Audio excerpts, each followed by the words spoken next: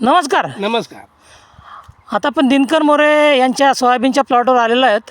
हो साहेब. त्यांनी नेटसप कंपनीचे स्टीमरिच बायो 99 हे प्रोडक्ट वापरले, सोबत NPK वापरले NPK. तर हे वापरून त्यांना काय अनुभव आला आपण त्यांच्याकडूनच जाणून घेऊ. बरं, काय वाटतं आपल्याला हे प्रोडक्ट वापरल्यामुळे, आपले जैविक प्रोडक्ट हे वापरले पण साहेब सालापेक्षा अधिक उत्पन्नाची वाढ दिसून राहिली आणि क्वालिटी पण एकदम सुपर वाटून राहिली.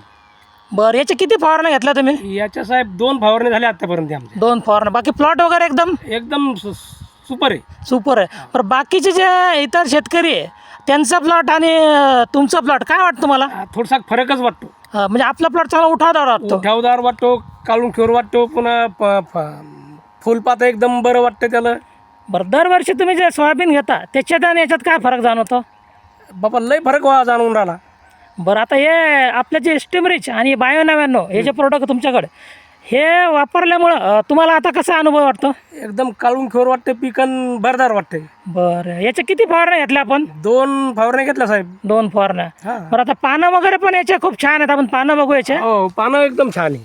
पानं जवळपास आपल्या हाता एवढे आहे जवळपास याचे पानं. हो. आपण बघू शकतो. आपण आपल्या हाताच्या एवढ्या याचे पानं झाले आहेत जवळपास. पानाची क्वालिटी पण खूप व्यवस्थित आहे. हो. बरोबर. हो ना. पण आता तुम्हाला इतर शेतकऱ्याला जर काही सांगायचं असेल ना तर तुम्ही काय सांगणार?